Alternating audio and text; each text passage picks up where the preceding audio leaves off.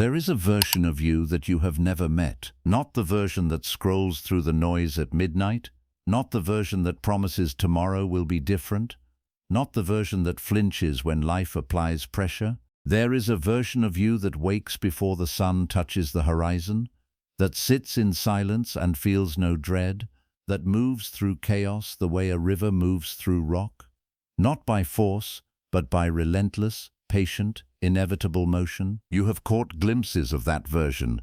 You felt it the morning after a real decision. You felt it in the 2 seconds before you did the hard thing. You felt it in the silence after a storm when you were still standing. That version of you is not a fantasy. It is not reserved for warriors or monks or people born into some other, better life. It is you, stripped of the habits that shrink you, stripped of the reflexes that were never yours to begin with. This book is the road between who you are right now and who you already are underneath. But before we begin, I want to tell you about a morning in 167 AD. There was a man sitting at a wooden table, alone, in a tent on the banks of the Grand River in what is now Austria. Outside, the sound of an empire at war, 30,000 soldiers, horses, the groaning machinery of Roman conquest.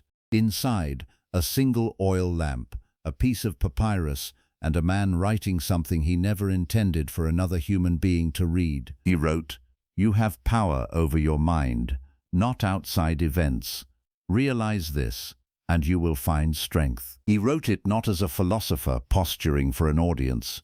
He wrote it because he needed to remind himself, because the man holding that pen was not having an easy morning. He was 51 years old. His joints ached from the cold. 2 of his children had recently died. The empire he governed was being eaten from within by plague and without by war, and he had not chosen any of it. He had been handed the most powerful seat in the known world, Emperor of Rome, and he had spent 20 years trying not to let it corrupt him. His name was Marcus Aurelius. His private journal survived. We call it Meditations. And what the world does not often understand about Marcus Aurelius is that his philosophy was not something that came naturally to him. It was something he built, every single morning, against the pull of comfort, against the seduction of power, against the grief of a man who had buried children and friends and the cleaner version of the world he once believed in. He was not calm.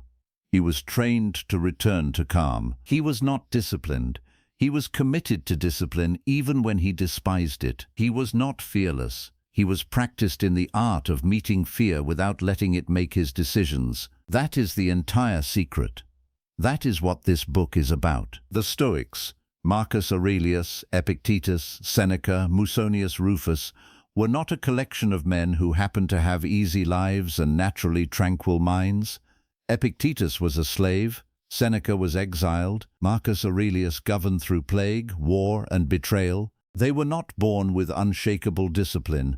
They built it, one morning at a time, one practice at a time, one small, deliberate act of self-command, repeated until it became the architecture of a different kind of person. You are about to receive 30 of those practices, not 30 quotes.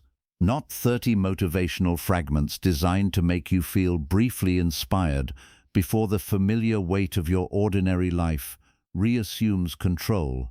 30 actual practices, the same ones used by people who faced the collapse of empires, the chains of slavery, the death of everything they loved, and still chose to become more rather than less. Some of these practices will feel strange. Some will feel difficult. 1 or 2 will feel almost offensive in their simplicity. You will think, this cannot be it. This cannot be the thing that changes a person. And I am asking you to trust the strangeness, to do the simple thing anyway, because the Stoics understood something that modern self-help has mostly forgotten. Transformation is not about intensity, it is about repetition. It is not about the single volcanic moment of change. It is about the morning. The same morning, every morning, handled differently than yesterday. 14 chapters, 30 practices, 1 direction. Let us begin. Chapter 1. The hour that eats itself. Most people do not lose their days at night. They lose them in the first 11 minutes of morning. You know this to be true because you have lived it. The alarm sounds, that electronic shriek that has become the starting pistol for a race nobody remembers entering, and before you are fully conscious, before your eyes have adjusted to the light, before you have drawn 3 deliberate breaths, your hand has already moved to the phone, to the notifications, to the overnight accumulation of other people's urgency, other people's opinions, other people's moods transplanted directly into your nervous system before your own has had time to establish itself. By the time you stand up, you are already behind, already reactive, already living inside someone else's morning. This is the theft that happens in silence, and most people do not notice it until a decade has passed, and they cannot remember the last time they felt like themselves before noon. The Stoics had a word for the early part of the day. They called it the time of preparation, the hour in which the philosopher sets the terms of his own mind before the world arrives with its competing terms. Marcus Aurelius, in the Meditations, returns again and again to the discipline of waking with intention. He writes about the temptation to stay in bed.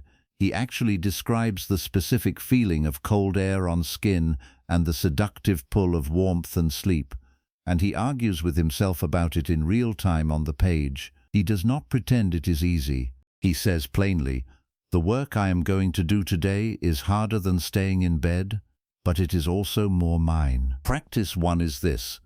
The first 10 minutes of your morning belong to nobody but you, not to your phone, not to your partner's mood, not to the news cycle, not to the emails that arrived while you were sleeping, as though the world could not bear to let you rest. The first 10 minutes are the moment before the shape of your day is determined, and almost nobody treats them that way, which is precisely why almost nobody controls the shape of their days. Here is what those 10 minutes look like in practice. You wake, you do not reach for the phone, you sit up, or you stand, or you walk to a window, whatever posture feels most like presence to you, and you ask yourself one question only, and it is the same question that Marcus Aurelius appears to have asked himself, in various forms, throughout the Meditations. What kind of person am I going to be today? Not what am I going to accomplish, not what is on the list, not what time is the first meeting. What kind of person, what quality of attention, what quality of patience, what quality of courage are you bringing into the hours ahead? You hold that question for 10 minutes. You let your mind produce its answer, and your mind will produce answers because it is a meaning-making machine, and it will fill the space you give it with something. Make sure the space is yours to fill. This is not meditation in the formal sense. You do not need a cushion or a posture or a particular way of breathing. You simply need to exist in your own morning for 10 minutes before you let the morning become someone else's. Practice 2 is what follows immediately after. Write one sentence, by hand if possible, about what matters most today. Not a to-do list, not a journal entry. One sentence that captures your intention for the day as a quality of being rather than a quantity of doing. Something like, "Today I will face irritation without amplifying it," or "Today I will do the thing I have been postponing and I will not wait for it to feel easier," or "Today I will pay attention to the people I love instead of performing busyness at them." One sentence, that is all. But that sentence is a compass, and you would be astonished how differently a day travels when you began it with a compass versus beginning it with a feed. Seneca, in his letters to Lucilius, writes something that has never left me since I first encountered it. He says, "Everything is alien to us, everything except time. Time alone is ours." And the particular tragedy he describes is not poverty or suffering or injustice. The tragedy he describes is the man who does not notice that his time is being taken until it is already gone. He says this man is more to be pitied than the man in chains, because at least the man in chains knows he is not free. You are not in chains, but if your mornings belong to the feed and the notification and the reflex, you are not yet free either. There is a specific kind of morning that most people have had once or twice in their lives, a morning they remember not because anything extraordinary happened, but because of how it felt to be inside it. You woke without an alarm, or close to it. The light was a particular quality, early, particular, not yet decided what kind of day it would be. You lay still for a moment, and you were aware, in a way you rarely are, of the fact of being alive. Not gratefully, not dramatically, just aware. The breath moving, the room quiet. The day ahead with a quality of openness that the usual mornings do not have. You got up. You did not reach for the phone. Maybe you made coffee and stood at a window and watched the light change. Maybe you sat somewhere and simply existed for a few minutes without agenda. And then the day happened, and it was an ordinary day. But you moved through it differently. There was a quality of composure in you, a steadiness at the base of your responses that is not always there. When the difficult thing happened, and something difficult always happens, you met it with a margin of space between the event and your reaction that usually does not exist. You were, for that day, slightly more than yourself. What you experienced in that remembered morning was not accident. It was the natural result of something the Stoics spent their entire philosophical tradition trying to produce deliberately, the intentional establishment of self before the world arrives. The quality of that day was made in those first minutes, not in the events of the day which were no better or worse than usual, in the preparation, practice 1 and practice 2, the unclaimed morning and the intention sentence, are the attempt to make that remembered morning your default, not a peak experience, the baseline. You already know it is possible. You have already felt it. The question is only whether you are willing to do the thing that produces it on the days when you do not feel like doing the thing. Now, a word about the phone. The phone is not evil. It is one of the most extraordinary instruments of connection and information in human history. The issue is not the phone. The issue is the specific vulnerability that the phone exploits, a vulnerability that the Stoics could not have anticipated but would have recognized instantly as a variant of an ancient problem. The ancient problem is this: the mind, left without deliberate direction, defaults to the path of least cognitive resistance. In the ancient world, that path was gossip, distraction, the entertainment of small dramas that required no real engagement. Seneca writes about it. Marcus Aurelius writes about it. Epictetus teaches against it. The technology has changed, the mechanism has not. The phone delivers an endless stream of novelty, social validation, emotional stimulation, and mild reward at a density that the ancient world's equivalent, the marketplace, the forum, the theater, could never match. None of this is designed against you personally, but all of it is designed for your attention, and your attention is the most finite resource you possess, and the morning is the window in which you set the terms for where your attention will live for the next 16 hours. The morning is the hinge. Everything swings from it. Get the morning right, and the day does not need to be perfect.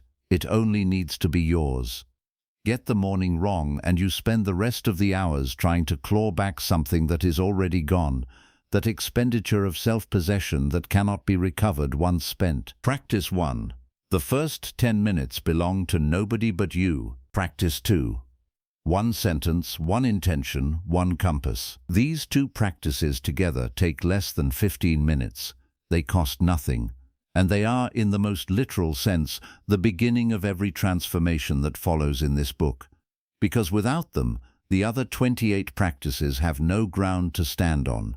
You cannot build an unshakable mind in the middle of someone else's noise.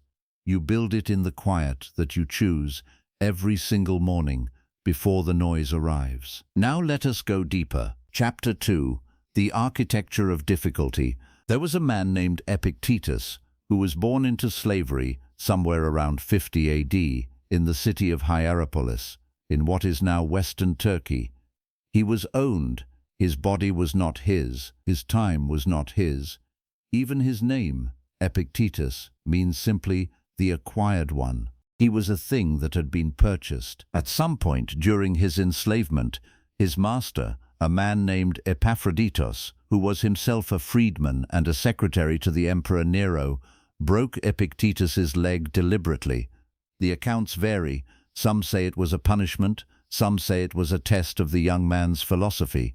What none of them dispute is what Epictetus said while it was happening. He reportedly looked at his master and said calmly, "You are going to break it." And when the bone snapped, he said, "Did I not tell you that you would break it?" He walked with a limp for the rest of his life. He also became one of the most influential philosophers in human history. His students included Marcus Aurelius, who never met him but read his teachings with the intensity of a man looking for something he desperately needed to find.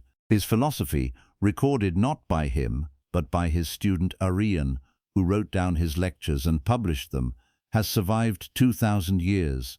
The leg has long since turned to dust. The philosophy walks on. I tell you this not as an inspirational anecdote, but as an architectural fact. Because what Epictetus experienced was not extraordinary suffering for a human being. History is full of people who suffered more. But his response to it was architectural in a way that most people's responses are not. He did not simply endure it. He understood it through a framework that made endurance not a passive act, but an active, even triumphant one. The framework is this, and it is the engine of everything else in this book. There are things within your control. There are things outside your control. The distance between those two categories is the entire distance between suffering and freedom. The Stoics called this the dichotomy of control. Epictetus himself was blunter. He said, "Some things are up to us. Some things are not up to us. What is up to us? Our judgments, our impulses, our desires, our aversions, in other words, our mind. What is not up to us? Our body, our reputation, our property, our position, other people's actions, the weather, the economy, the decisions of our masters or governments or fates." And here is where people misread this philosophy. They think it is about resignation. They think it is saying that the things outside your control do not matter. It is saying the opposite. It is saying they matter enormously, which is precisely why you cannot afford to let your peace of mind depend on them. Practice 3 is what the Stoics called the morning separation. Before you engage with the day's demands, you take the things on your mind, the problems, the fears, the ambitions, the grievances, and you separate them into 2 lists. What is mine to act on? What is not mine to control? You do not need paper for this, though paper helps. You can do it in your head. You run through the things pressing on you and you ask, for each one, is this within my influence or outside it? The job interview result, not within your control. The quality of preparation you bring to the interview, entirely within your control. The other person's mood, not yours. Your response to that mood, entirely yours. The traffic, not yours. Whether you left in time to not be panicked by the traffic, yours. This sounds almost insultingly simple. And yet, most of the anxiety that people carry is anxiety about the wrong category. Most of the energy that people waste is energy spent pushing against walls that will not move, while the door, which is the thing they actually have agency over, stands open and largely unused. Marcus Aurelius writes, in Meditations, "You have power over your mind, not outside events. Realize this, and you will find strength." But the realization he is describing is not intellectual. You have already understood this idea intellectually. Almost everyone has. The realization he means is practiced, felt, embodied through repetition, until it changes not just what you think, but what you automatically reach for when difficulty arrives. Practice 4 is the more demanding version of this, and it is one that separates the people who read philosophy from the people who live it. It is called voluntary discomfort, and it was practiced by virtually every major Stoic thinker. The practice is exactly what it sounds like. You deliberately introduce small, controlled hardship into your life on a regular basis. Cold water at the end of a shower, a day without food, not for health reasons but for the specific experience of discovering that hunger, while unpleasant, does not end you.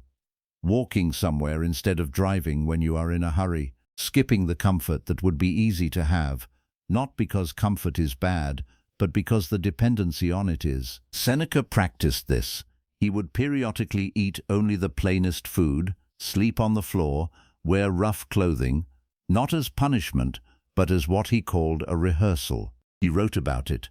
Set aside a certain number of days during which you shall be content with the scantiest and cheapest fare, with coarse and rough dress, saying to yourself the while, "Is this the condition that I feared?"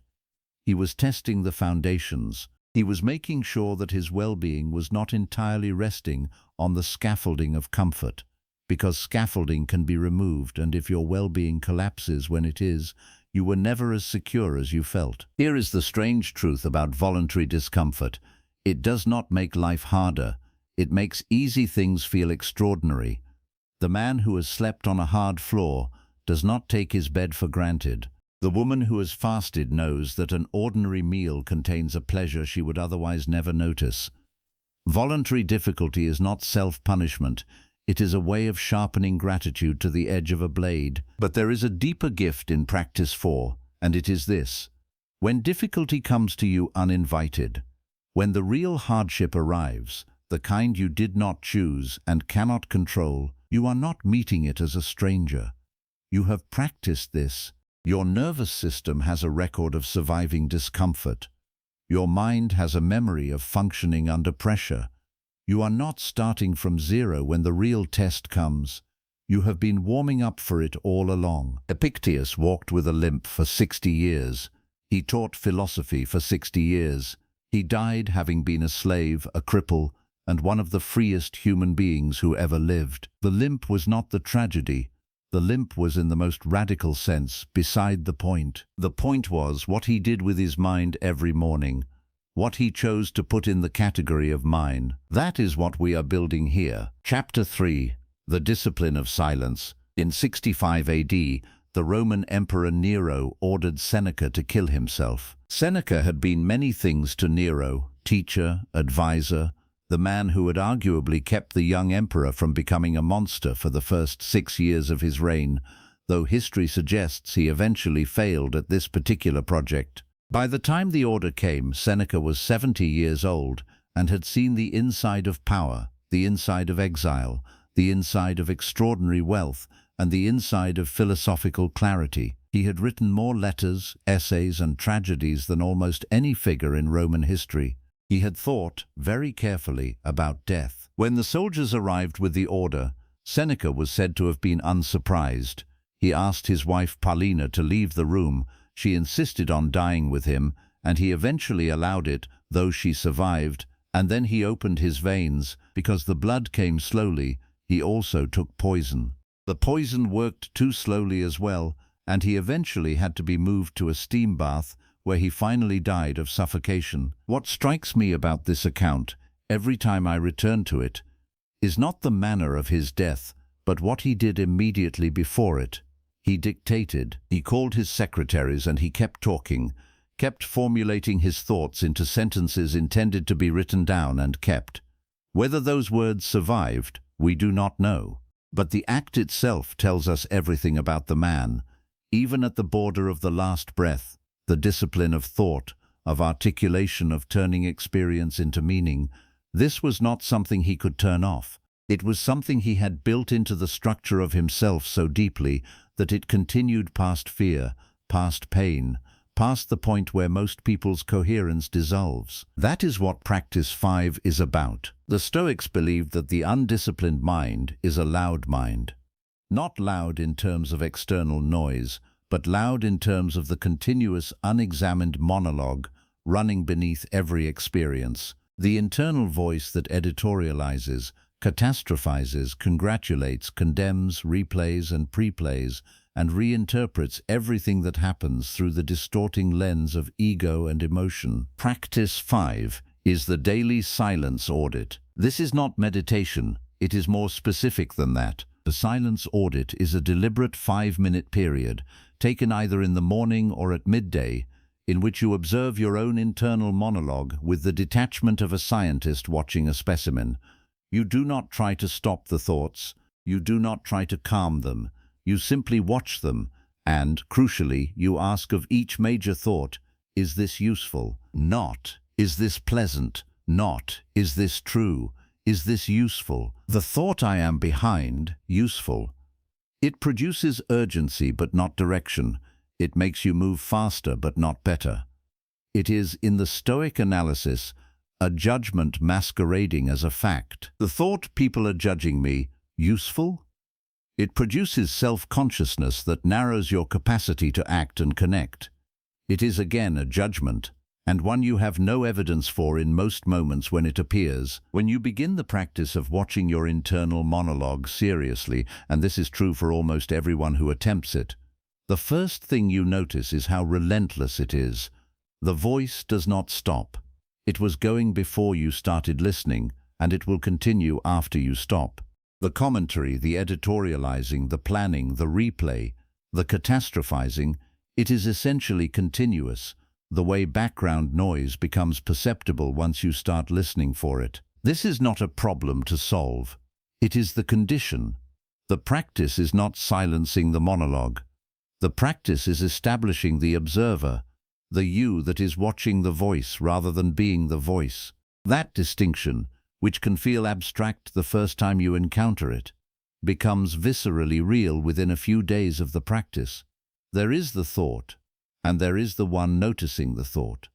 These are not the same. What this produces over weeks of practice is a very specific kind of freedom, not freedom from difficult thoughts, freedom from the automatic authority of difficult thoughts. The thought I am not enough arrives, and it does arrive regularly in virtually every human mind that has ever lived, and instead of it immediately organizing your mood and behavior around its premise, you have a moment, a gap, a breath of space in which you can ask, is this true? Is this useful? Is this the voice of evidence or the voice of habit? Most of the thoughts that cause people the most distress are the voice of habit. They are old, rehearsed, deeply grooved patterns of interpretation that formed in circumstances no longer present and are being applied wholesale to current experience that is not actually the same. The silence audit does not eliminate these patterns, but it creates the gap in which you can see them, and seeing a pattern is the beginning of the end of being enslaved by it. Epictetus said, "Men are disturbed not by things but by the opinions about things." The opinion about the thought is the problem, not the thought itself. The thought is weather. The opinion, this thought means something terrible about me. This thought predicts something catastrophic about the future. That is the suffering. And opinions can be examined, and examined opinions can be revised. Practice 6 extends this into speech. One of the most consistent observations made by people who study the behavior of highly disciplined individuals is that they tend to speak less than their environment demands and more than their anxiety permits. In other words, they have broken the habit of filling silence with words, which is one of the most common forms of inner noise expressing itself outwardly. Epictetus was direct about this. He said, "We have 2 ears and 1 mouth, so that we can listen twice as much as we speak." He also said, and this is the part people quote less often because it is less comfortable, that most conversation is a form of unconscious performance. Most of what people say to others, they are also saying to themselves, rehearsing an identity, managing an impression, confirming a narrative. The words are outward, but they are not really going outward. They are circling back. Practice 6 is the discipline of the unreleased word. For 1 conversation per day, you deliberately hold back the first response that forms in your mind and wait for the second one. Not forever, just 3 or 4 seconds, just long enough to let the reactive impulse pass and the responsive thought arrive. The reactive impulse speaks from the last thing you felt. The responsive thought speaks from what you actually mean. You will discover something within a week of practicing this. The first thing you want to say is almost never your best thinking. It is almost always your fastest feeling, your defensiveness, your vanity, your habit. The second thing, the thought that forms in the space you created by not immediately filling it, is usually more true, more useful, and more aligned with the person you are trying to become. Seneca wrote, "As soon as you cease to rely on yourself, your mind will begin to wander." The discipline of silence is, at its root, the practice of self-reliance, of being the last place your words come from before they leave your mouth, rather than a mere channel for whatever the environment happens to trigger. These two practices, the silence audit and the unreleased word, take almost no time. They require no equipment. They produce, in the span of weeks, a kind of interior spaciousness that people often mistake for confidence, for calm, for wisdom. It is not any of those things yet. It is simply the silence before those things grow. But silence is where everything of value begins. Chapter 4. What Fire Does to Iron. In the 3rd century BC, there was a philosopher named Zeno of Citium who founded the school that would eventually be called Stoicism. He was not born into privilege. He was a Phoenician merchant who was shipwrecked on a voyage to Athens, lost everything he owned, wandered into a bookshop, heard someone reading Xenophon's account of Socrates, and reportedly turned to the bookseller and asked, "Where can I find a man like that?" The bookseller pointed at a philosopher named Crates, who happened to be passing by on the street, and Zeno followed him. He spent years being humiliated by his teachers. Crates, in particular, had a tradition of giving his students tasks designed specifically to make them look foolish in public, to test whether their equanimity was real or merely performed. Zeno was reportedly once instructed to carry a clay pot of lentil soup across the Athenian agora, the ancient equivalent of the busiest square in the city. When he tried to hide the pot beneath his cloak out of embarrassment, Crates broke it with his staff. Zeno walked home through a crowded marketplace covered in lentil soup. He later said it was one of the most important lessons of his education. The thing Crates was teaching was not humility in the abstract. He was building, through deliberate embarrassment, a very specific capacity, the capacity to distinguish between the thing that has happened and the story you tell about the thing that has happened. The soup was real. The embarrassment was a judgment Zeno was applying to the soup. The humiliation only had power if he decided it did. The moment he could see the soup as just soup, an inconvenience, a sensation, a temporary mess, the supposed degradation ceased to degrade him. This is what Practice 7 looks like, and it is one of the most difficult in this book, because it requires you to do something that feels actively counterintuitive. Practice 7 is called the reframing of adversity, and unlike the inspirational version of this idea you may have encountered elsewhere, the Stoic version is not about pretending hardship is secretly good or looking on the bright side. It is about refusing to add narrative damage on top of real damage. Here is the structure. When something difficult happens, there is the event, and there is the story. The event is what physically occurred. The story is every judgment, interpretation, meaning, and prediction you layer on top of the event immediately afterward. Most of the suffering people experience is not the event, it is the story. You miss a deadline. That is the event, the story that follows. I am unreliable. I always do this. This is going to cost me everything. People are going to find out who I really am. That is suffering you are creating beyond the actual circumstance. The event is a missed deadline. The story is a character assassination. The Stoic practice is not to deny the event or its consequences.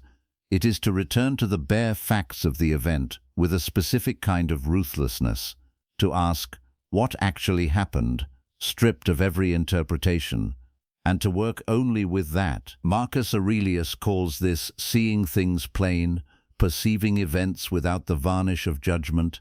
He writes, "When you wake up in the morning, tell yourself that the people I deal with today will be meddling, ungrateful, arrogant, dishonest, jealous, and surly." He is not being pessimistic. He is being exact. He is saying, if I have already accepted that difficult people exist, then when I encounter a difficult person, I am not surprised, not catastrophizing, not telling myself the story that this particular difficulty is exceptional or targeted at me personally. I am meeting the plain fact of it with the preparation I already made. Practice 8 is the discipline of the obstacle inventory. Every morning before the day begins, You spend 3 minutes listing what might go wrong today. Not in a spirit of dread, in a spirit of preparation. What are the likely points of friction? Where are the places where your discipline might fail? Who are the people who might challenge your patience?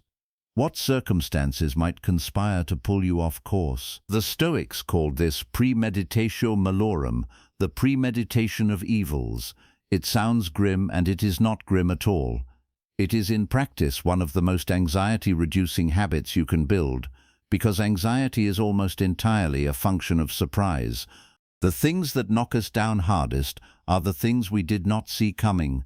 The obstacle inventory does not prevent the obstacle, nothing does, but it means that when the obstacle appears, your mind's first response is not shock.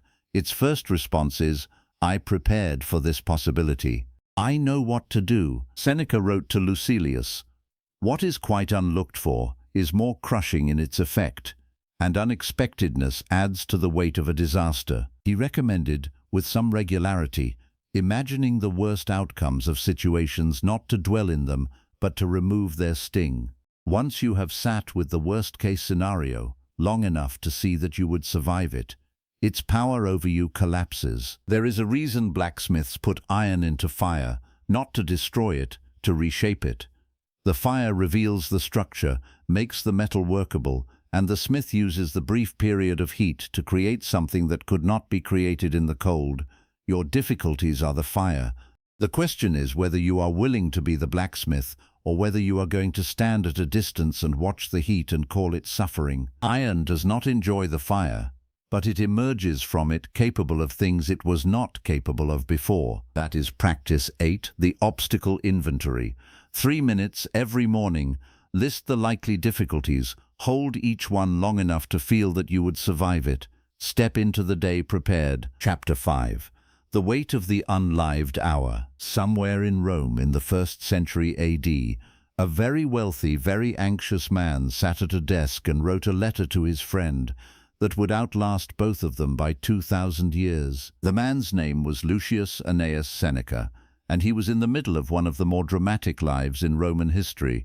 He had been exiled to Corsica for 8 years, on a charge many believed was fabricated, had returned to Rome to become one of the most powerful men in the empire, had accumulated a fortune that made him the target of accusations of hypocrisy about his philosophical teachings on the irrelevance of money, and was now, in his final years, trying to spend what remained of his time in a way that his philosophy had always recommended and his life had always complicated. The letter he was writing began with a sentence that has become, for me, one of the most arresting sentences in Western philosophy. Do this, my Lucilius.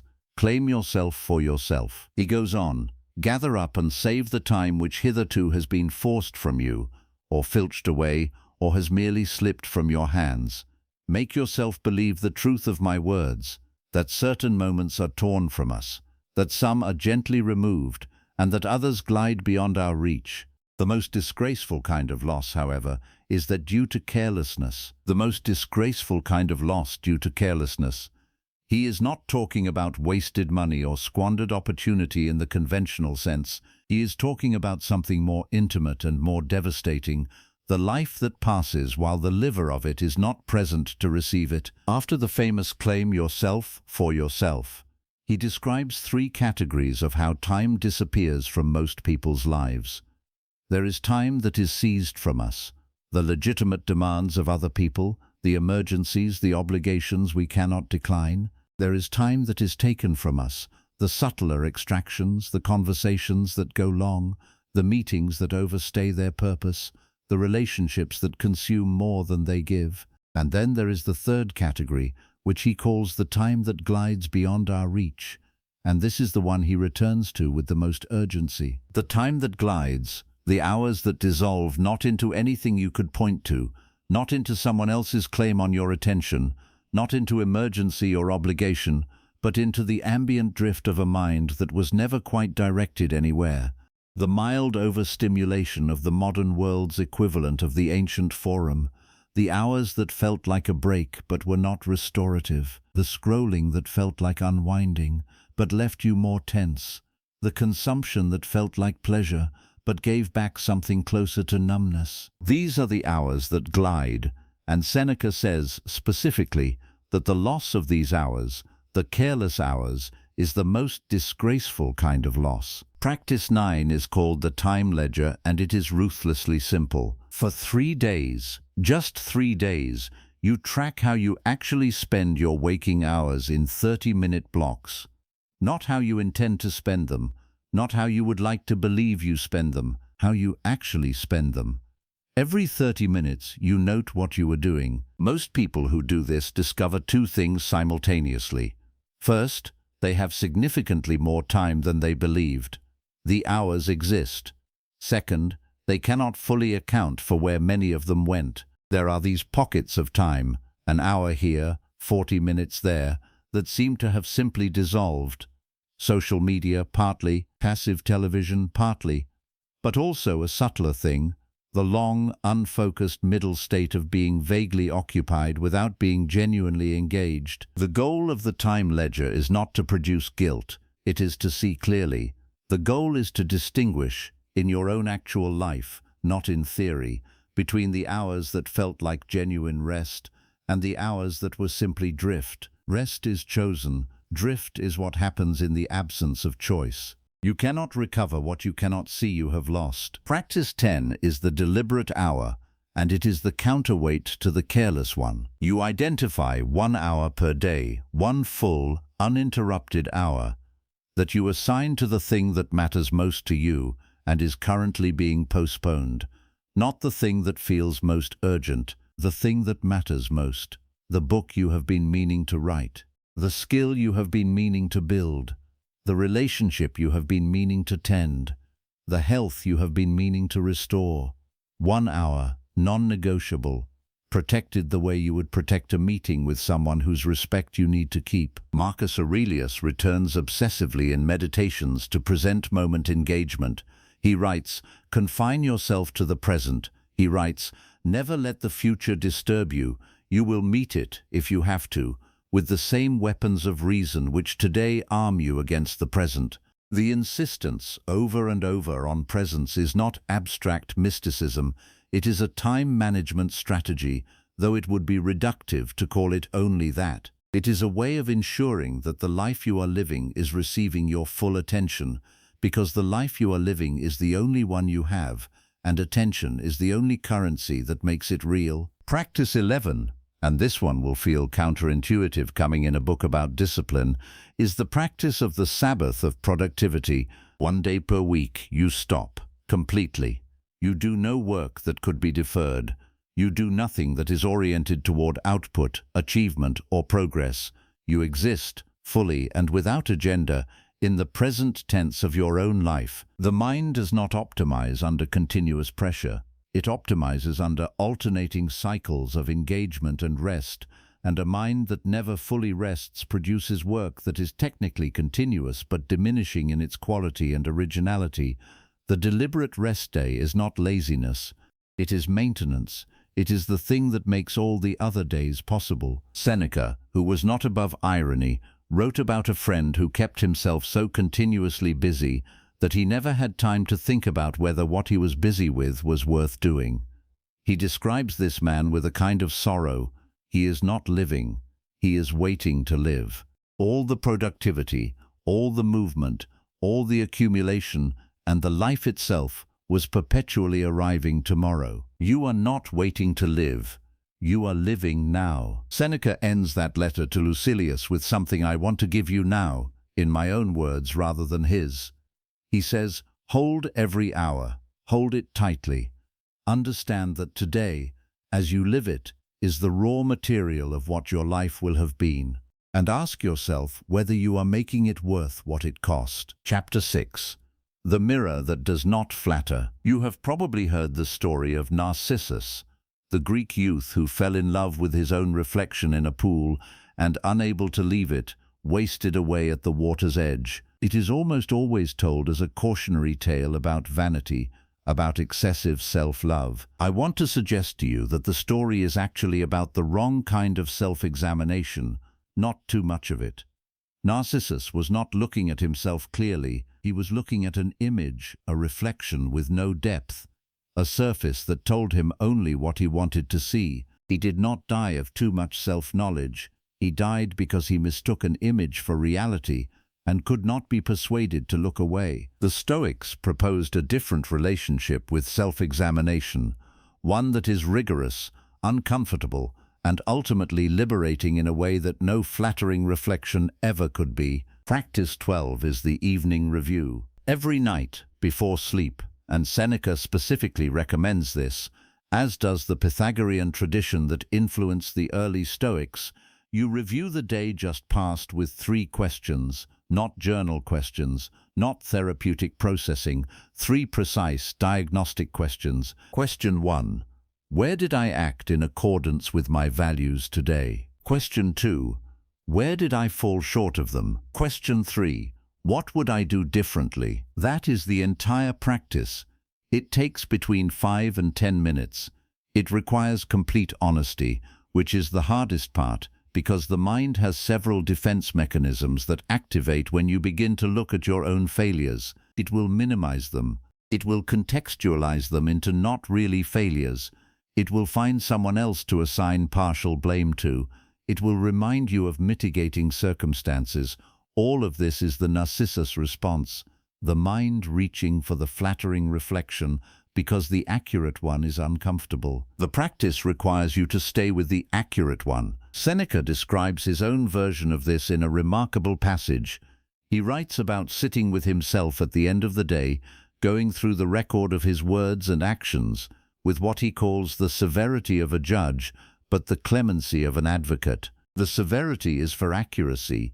You do not excuse yourself from the facts of your own behavior.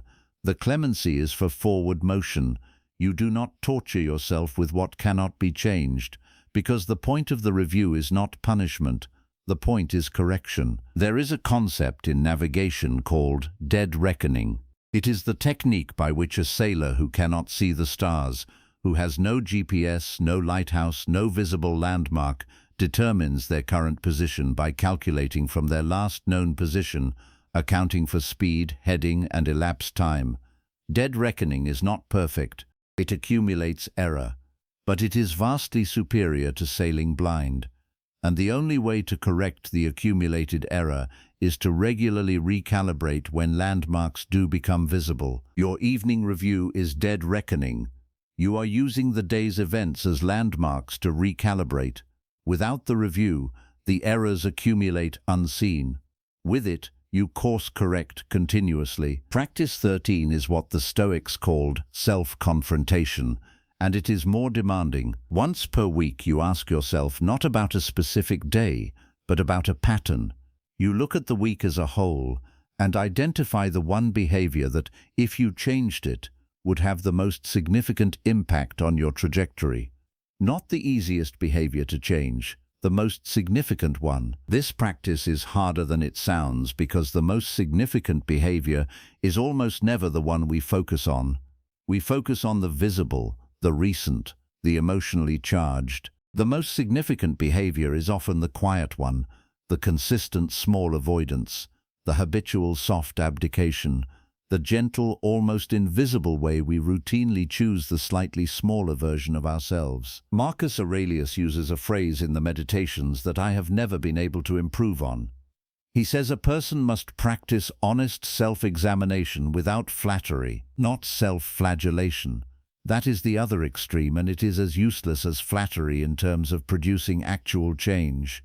Honest examination, the willingness to see what is, to name it plainly, and to begin the work of addressing it without drama in either direction. The mirror that does not flatter is a more useful object than the one that does. You already know what you look like. What you need to know is where the work is. Chapter 7, the secret chapter. There is something the Stoics wrote about that almost nobody talks about. It appears in fragments, a line in Epictetus here, a paragraph in Marcus Aurelius there, a letter of Seneca's that gets cited less often than his more quotable aphorisms. It does not fit neatly into the productivity and resilience framework that most modern Stoic content inhabits. It is not useful in the conventional sense.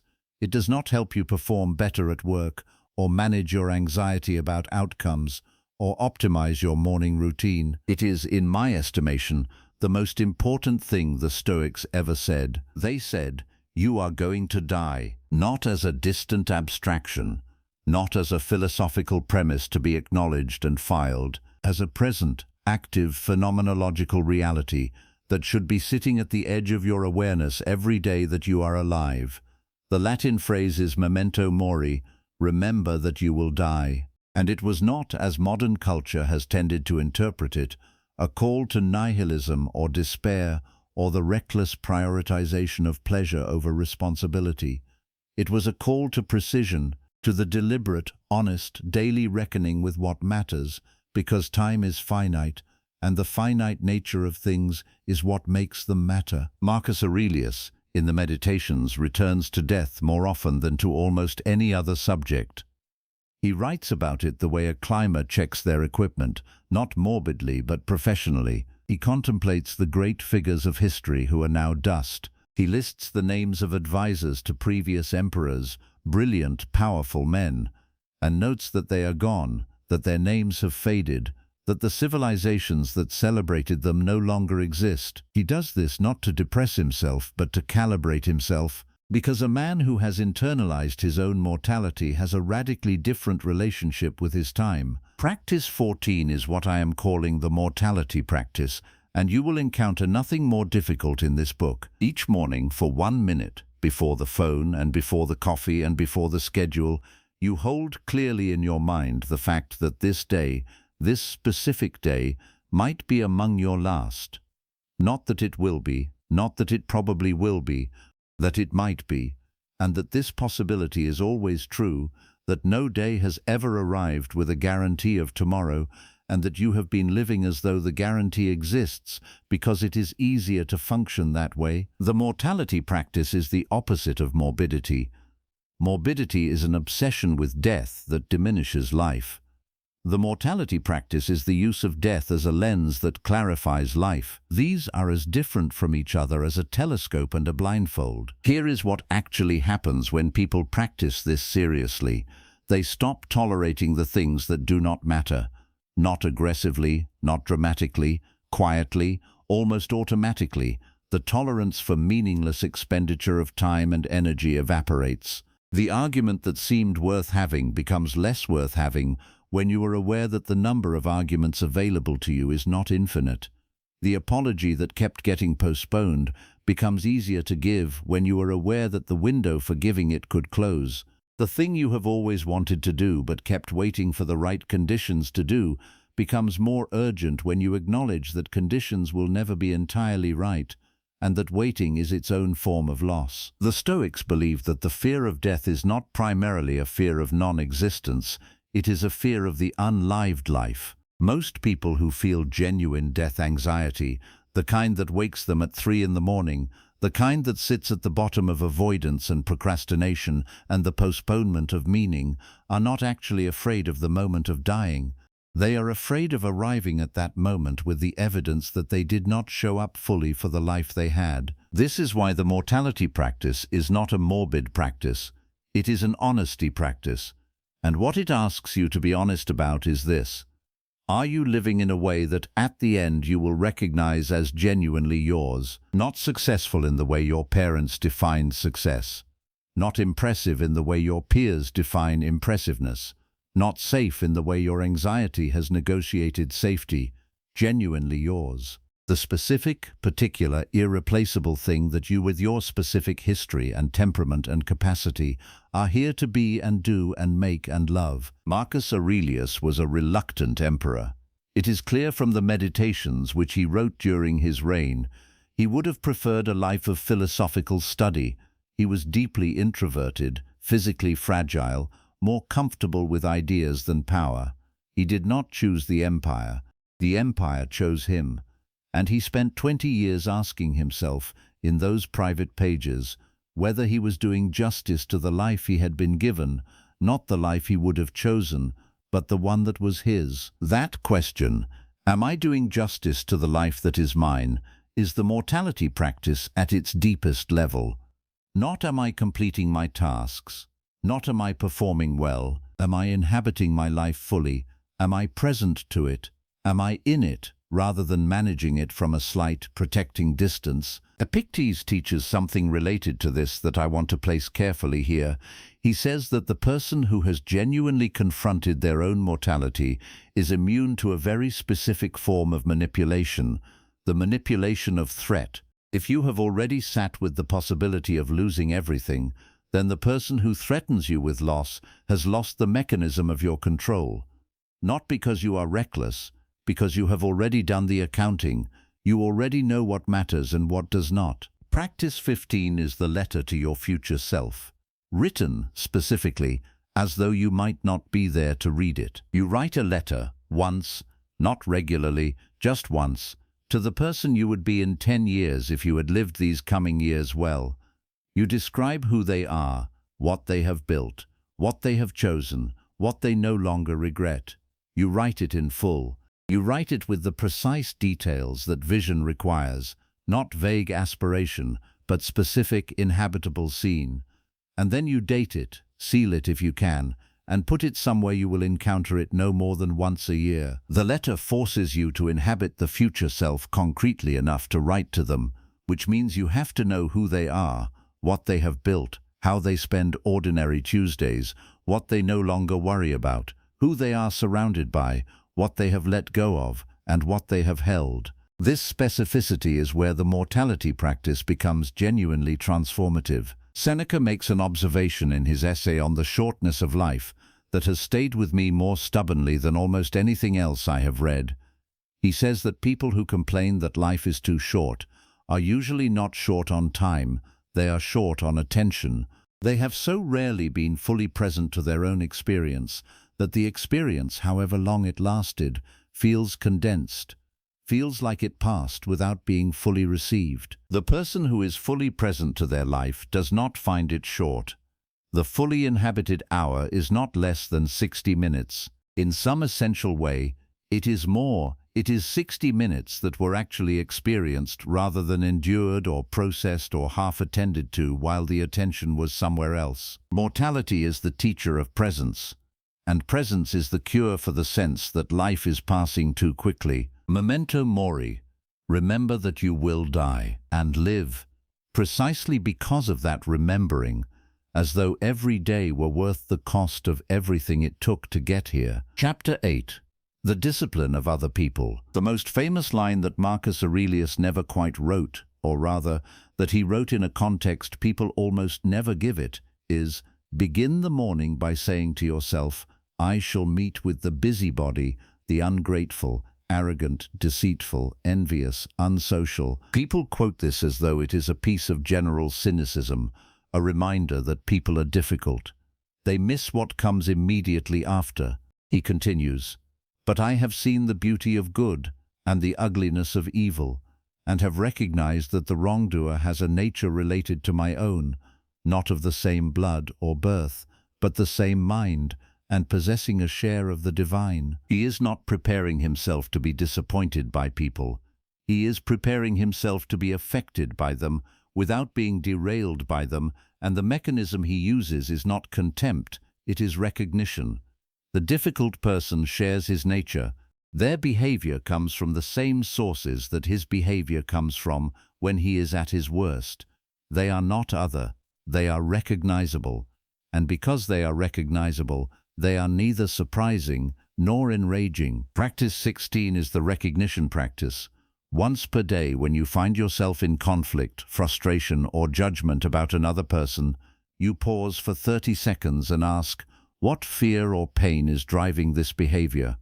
Not to excuse it, not to absorb it, to understand it, because the behavior of difficult people is almost never about you, and almost always about something that they are carrying, that they do not have the resources to put down elegantly. This is not weakness, it is diagnosis. The doctor who understands what causes disease is better equipped to manage it than the doctor who simply condemns it. Practice 17 is the opposite discipline, the discipline of radical honesty in relationships. Epictetus is sharp about this. He says that one of the greatest sources of inner corruption is the habit of speaking to people not from what you genuinely think, but from what you believe they want to hear. He is describing a specific kind of social performance. Not lying exactly, but the suppression of your actual perspective in favor of the lubricating social fiction. And he argues that this habit, practiced regularly, does not only affect your relationship with others, it degrades your relationship with yourself. You begin to lose track of what you actually think, because what you actually think has so rarely been allowed out. Practice 17 is simple in description and difficult in execution. Once per week you say the thing you have been avoiding saying to someone who needs to hear it, not aggressively, not explosively, with the calm that comes from preparation and the clarity that comes from the recognition practice. Practice 18 is what the Stoics called the discipline of expectation, and it is specifically about love and friendship. Seneca writes, "We suffer more in imagination than in reality."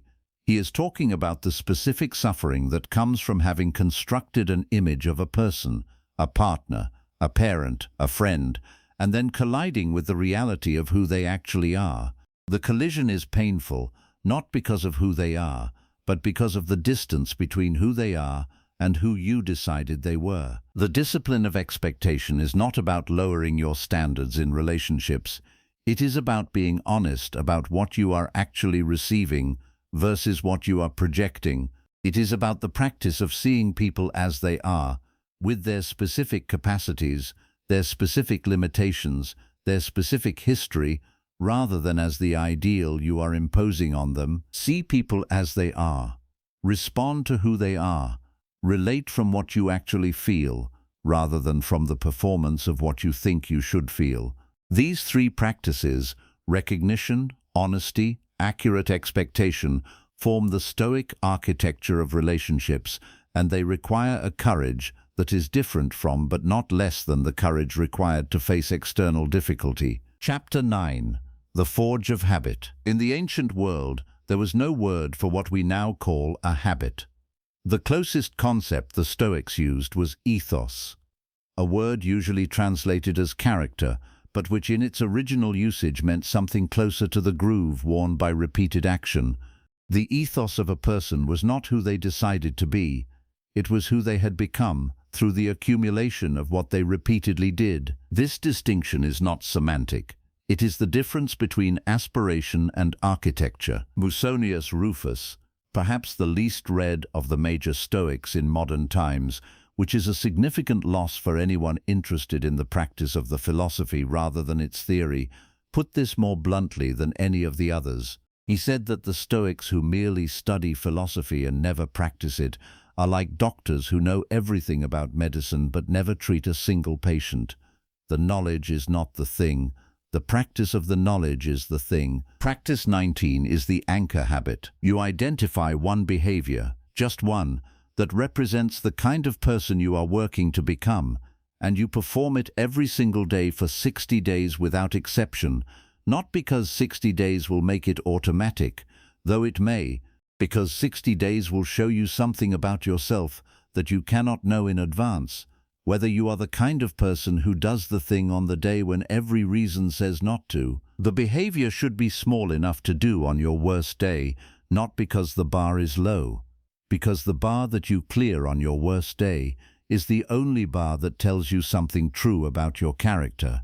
Anyone can do the impressive thing on a good day, with favorable conditions, motivated by momentum. The question of character is what you do when the conditions are not favorable. Marcus Aurelius returned to his writing practice on days when he was sick, when he was at war, when he had just received devastating news. We know this because the meditations themselves are the record of it. You can feel, in certain passages, the resistance, the fatigue, the grief. He did not write brilliantly every day. He wrote. The act of writing was his anchor habit, and the meditations survived not because he was always inspired, but because he was always consistent. Practice 20 is the identity declaration, not an affirmation in the sense that word has been watered down to mean. An identity declaration is a precise, present tense statement of who you are that you read once in the morning and once at night. It is not who you want to be. It is who you are in the process of becoming. stated as already true, because the mind builds toward the identity it is given, rather than the one it is lacking. The distinction is subtle but critical. I want to be a disciplined person creates a future object that you are reaching toward and not yet holding. I am a person who keeps my commitments creates a present identity that your actions are either confirming or contradicting, and the mind, which wants coherence, will incline toward confirming it. Epictetus said, "First say to yourself what you would be, and then do what you have to do. The order matters. The identity precedes the action. The action, repeated, becomes the identity." Practice 21 is the hardest of the habit practices, and it is the one most people skip when they encounter it. It is the practice of doing the thing you are avoiding, not the thing you are avoiding because it is unpleasant in a general sense, the specific thing, the one thing that, if you do it, moves everything else forward, the thing that has been on your mental list for days or weeks or possibly months, that you return to with a feeling that is somewhere between dread and shame. Today, before noon, the Stoics had a concept they called the reserved act, an action that you commit to performing, not subject to conditions. Not "I will do this if I feel ready," not "I will do this when the circumstances are better." The reserved act is the thing you do because you have decided to do it, and the decision is not subject to renegotiation by your feelings. Most people are at the mercy of their feelings in a specific way. They treat feeling ready as a prerequisite for doing hard things. The Stoic understanding is that readiness in the sense of feeling ready almost never precedes the action, it follows it. You do the thing, and in doing it you produce the readiness, the confidence, the momentum, the sense of capacity that you were waiting to feel before you started. There is also the discipline of return, and it is something I want to give you now, because it is the practice that sustains all the others. When you have strayed from your path, do not stand at the place where you strayed and calculate the distance back. Simply begin again. The return is available at any moment. The moment of return is not less than the moment of beginning. They are, in terms of what they require from you and what they produce in you, identical. The person who misses 3 days and returns on the 4th is the same person who never missed a day, minus 3 days. They are not a failed person. They are a person who has practiced something harder than the unbroken streak, the practice of return. The unbroken streak is a testament to favorable conditions. The return is a testament to character. Begin again, every time, without limit on the number of times it is permitted. Because the limit does not exist. The return is always available. The morning is always a new morning. Chapter 10. Anger and its Architecture. Let me tell you about a moment that Marcus Aurelius, the most powerful man in the known world, described in his private journal with what can only be read as genuine frustration. He writes about the morning hours being interrupted by the demands of his imperial role. He uses a phrase that is almost poignant coming from an emperor. "How much longer will you wait to be better than you are?" He is writing it to himself, about himself. This man who governed 20 million people, who fought wars, administered justice, and navigated the complex machinery of empire. In his private moments, he was struggling with the same problem you are, the gap between who he intended to be and who he was when the day applied pressure. The pressure he was most concerned about, returning to it again and again in the meditations, was anger, not spectacular, uncontrolled rage, the subtler forms, the impatience with slow people, the contempt for incompetent ones, the irritation with the necessary interruptions of a life lived among other human beings. He writes, "Be tolerant with others and strict with yourself." He writes, "Anger is simply not an appropriate response. It is a form of weakness." He did not believe this naturally. He believed it because he had thought about it carefully and concluded it was true, and then spent decades trying to actually inhabit it in real time. Practice 22 is the anatomy of an anger. When you feel irritation, frustration, or anger rising, you immediately perform a 5-second analysis before you respond.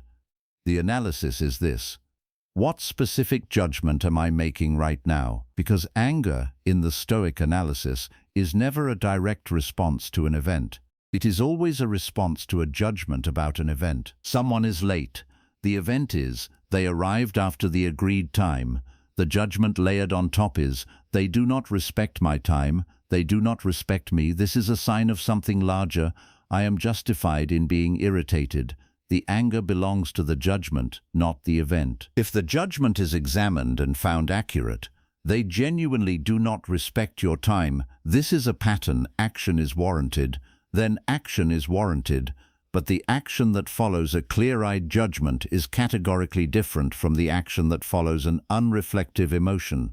The action from clarity is direct, measured, and purposeful.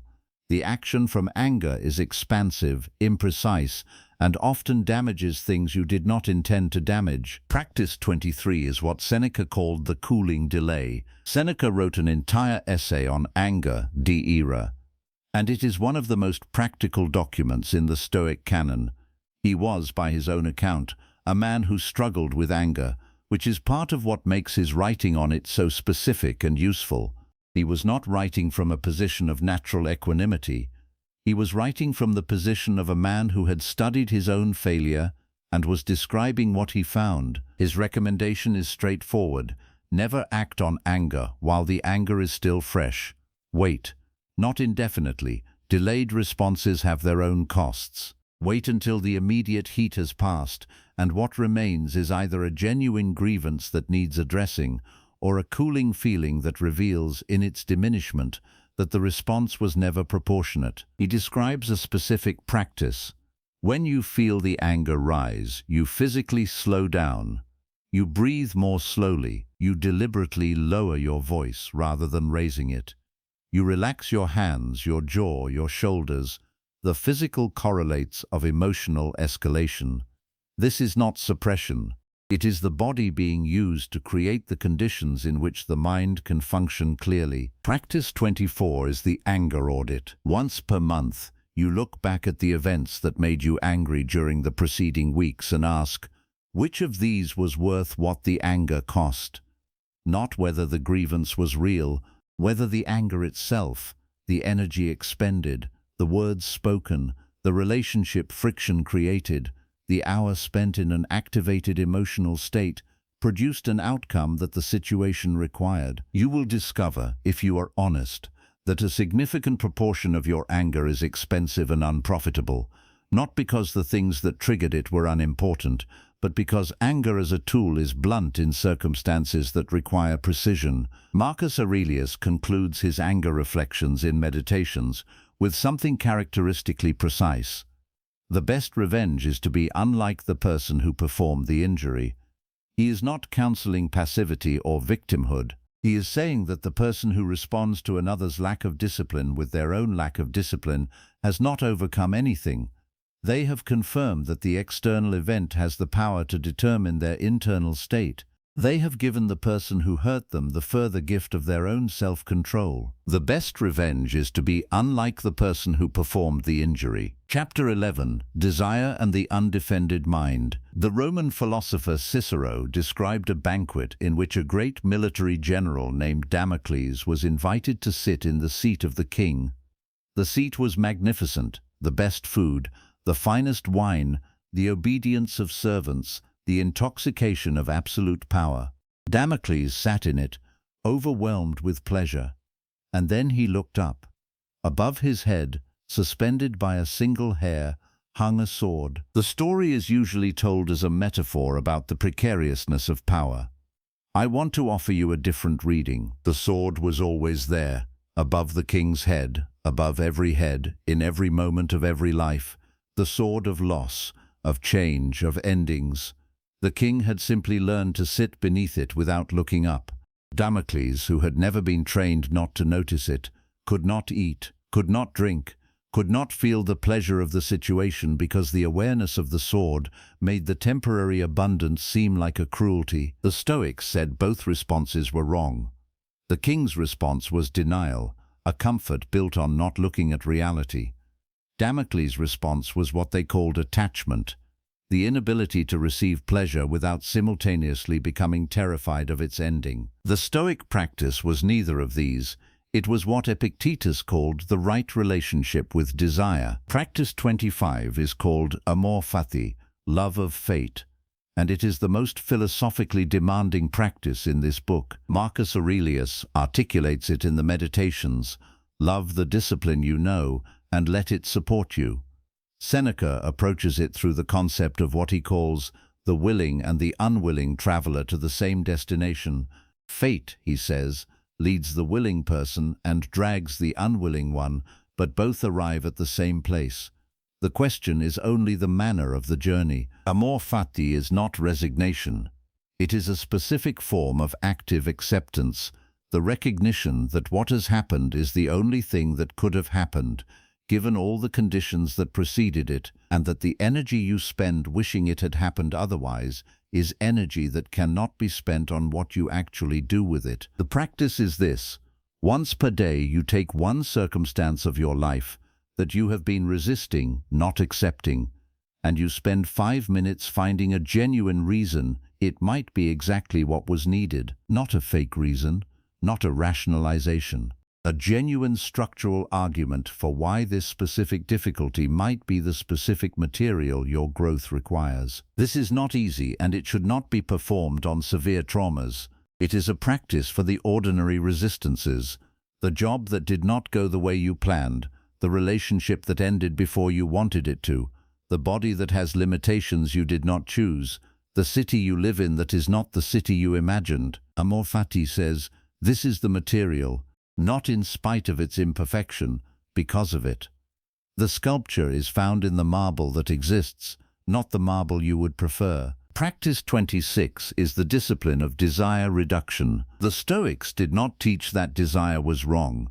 What they taught was the discipline of unnecessary desire, the trained craving for things whose acquisition does not actually produce the good you imagine it will, and whose non-acquisition produces suffering disproportionate to the actual importance of the thing. Think of the last time you were certain that a specific thing, an object, a position, a recognition, would make you significantly happier if you obtained it.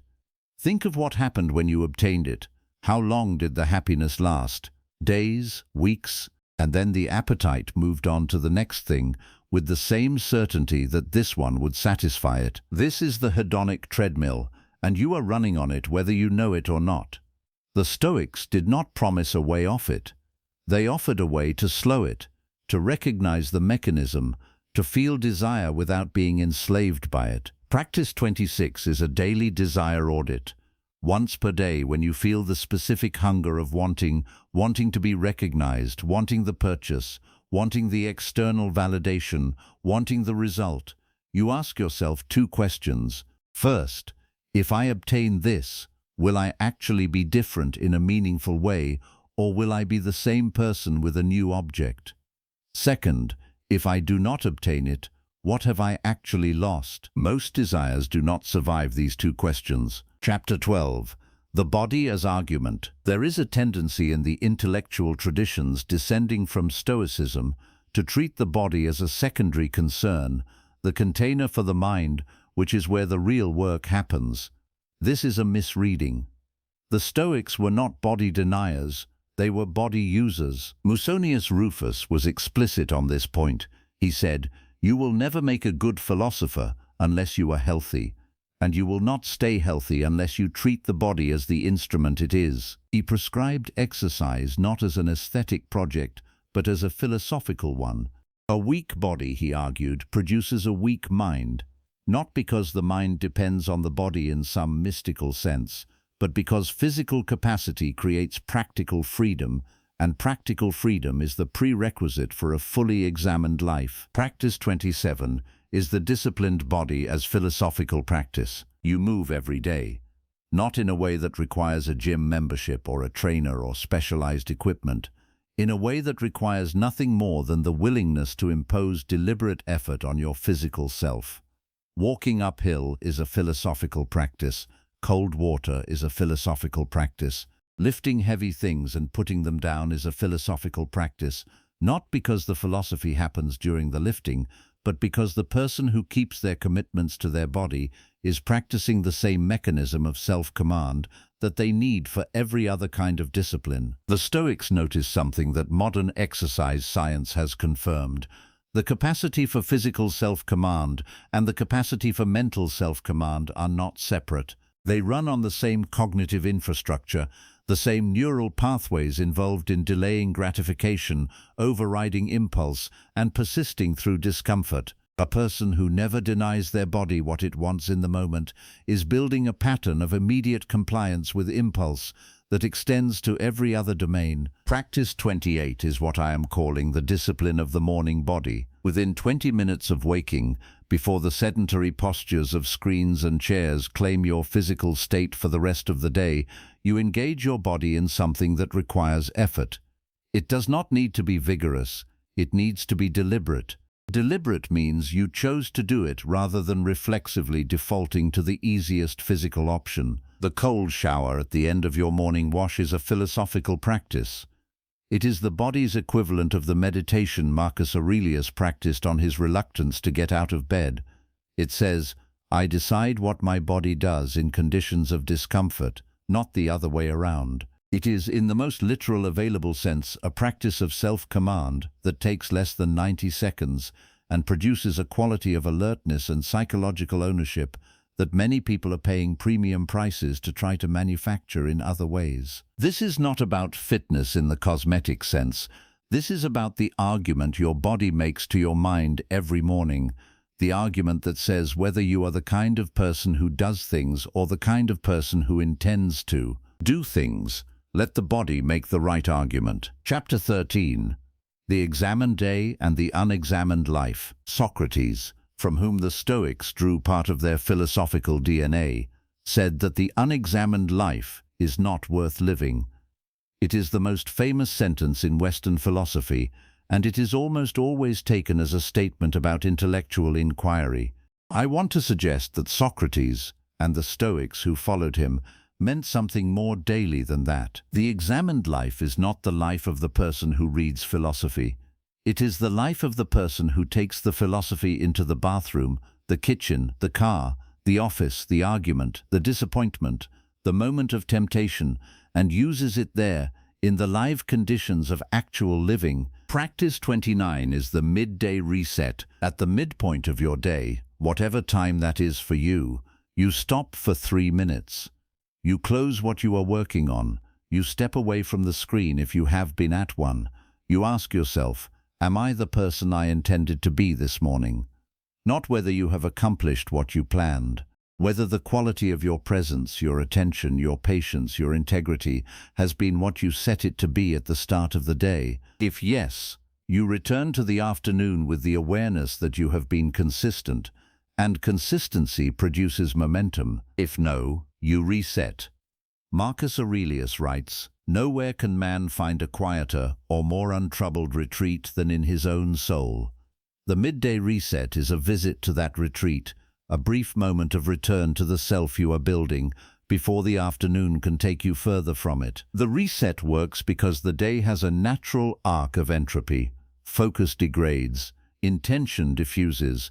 The self you assembled with such care in the morning has been gradually eroded by the friction of experience, and without deliberate maintenance, the afternoon becomes a different kind of day than the morning, more reactive, more habitual, more continuous, with the worst version of yourself than the best. 3 minutes, midday, it is the hinge inside the hinge. Practice 30 is the practice of gratitude, and I have saved it for last because gratitude in its Stoic form is the most misunderstood of all the practices in this tradition. Modern gratitude practice tends toward the cataloging of blessings, a list of things you are thankful for, usually positive and pleasant things, which produces a warm feeling and a broadened perspective. The Stoic gratitude practice is different, and it is more demanding. The Stoic gratitude practice is specifically for things you have been taking for granted, not blessings in the sense of additions to your life. Baseline realities that you have stopped noticing, the presence of people you love, the function of your own body, the warmth of ordinary shelter, the availability of clean water, the fact that the ground is solid beneath your feet. Marcus Aurelius, in a passage that is easy to overlook for its apparent simplicity, lists a set of things he is grateful for in the people around him. He thanks his grandfather for teaching him to be gentle. He thanks his first teacher for the practice of working without complaint. These are not spectacular gifts.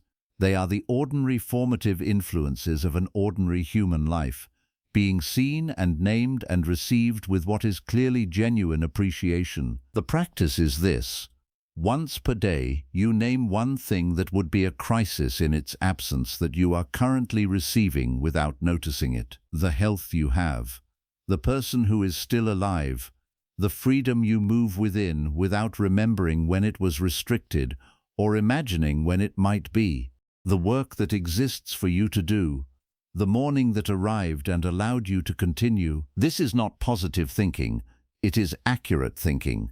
It is the recognition that what you have is genuinely more than what it would cost you to lose it, and that the gap between those two valuations, what you have versus what you notice you have, is the gap in which most human joy goes missing. Seneca writes, "True happiness is to enjoy the present without anxious dependence upon the future, not to amuse ourselves with either hopes or fears, but to rest satisfied with what we have, which is sufficient.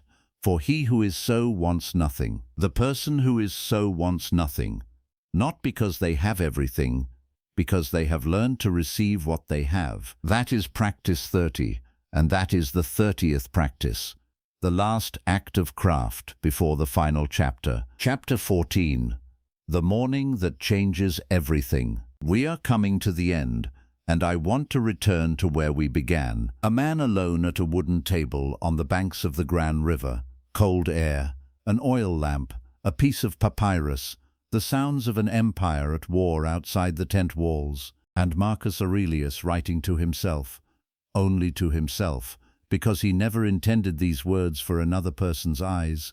You have power over your mind, not outside events. He was not writing that because he had mastered it. He was writing it because he needed to remember it.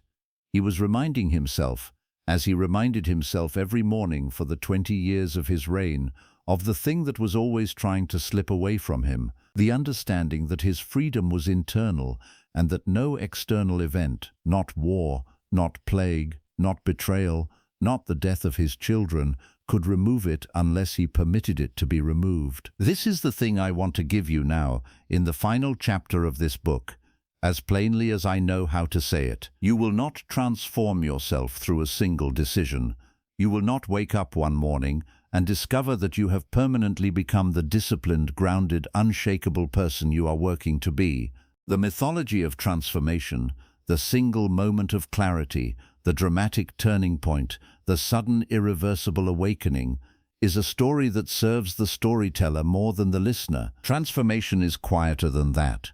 It is the morning after morning of returning to the practices when you forgot them. It is the daily recommitment to the person you are building, which is required not once but continuously, not at the peak of your enthusiasm, but especially at the bottom of it. Not when it is easy, but exactly when it is not. Epictetus did not become free on the day he was emancipated from slavery. He had been free, in the only way that matters, for years before that. He became free in the daily practice of recognizing what was his and what was not, of placing his peace of mind in the things under his control and releasing the rest, of building, one morning at a time, the interior architecture that no master and no circumstance could reach. Marcus Aurelius did not become a philosopher king on the day he was crowned. He became the thing the crown was given to through 20 years of daily, private, imperfect, earnest work that looked, from the outside, like a man sitting alone with a lamp and a piece of papyrus. Seneca did not become the man who died with equanimity because he was naturally equanimous. He practiced dying, in the philosophical sense, the daily practice of accepting the transience of things for the entire final quarter of his life, so that when the actual dying came, his mind had already been there. Here is what the 30 practices in this book are asking of you. Not a revolution, a morning. Just this morning, handled with more intention than yesterday's, and then tomorrow's morning handled the same way, and then the morning after that. The accumulation of intentional mornings is not a metaphor for transformation. It is the actual mechanism of it. Each morning in which you reclaim the first 10 minutes, each morning in which you perform the separation of what is yours and what is not, each morning in which you check your intention against the day ahead and your behavior against the day behind, each morning is a vote.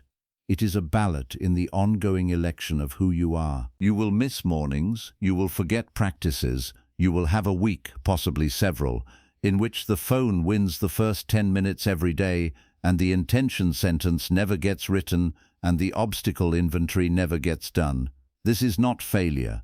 This is the ordinary, entirely expected condition of being a human being working on themselves, without the benefit of a Stoic teacher standing outside your tent. When you miss the practices, you return to them.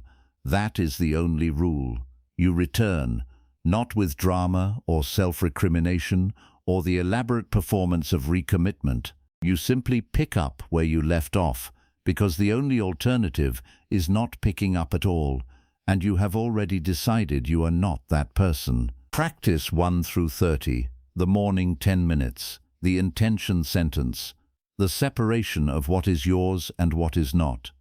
Voluntary discomfort, the silence audit, the unreleased word, the reframing of adversity, the obstacle inventory, the time ledger, the deliberate hour, the Sabbath, the evening review, the weekly confrontation, the mortality practice, the future self-letter, the recognition practice, the discipline of honesty, the management of expectation, the anchor habit, the identity declaration, the thing you are avoiding before noon, the anatomy of an anger, the cooling delay, the anger audit, amor fati, the desire audit, the disciplined body, the morning body, the midday reset, gratitude for what exists. These are not 30 separate things.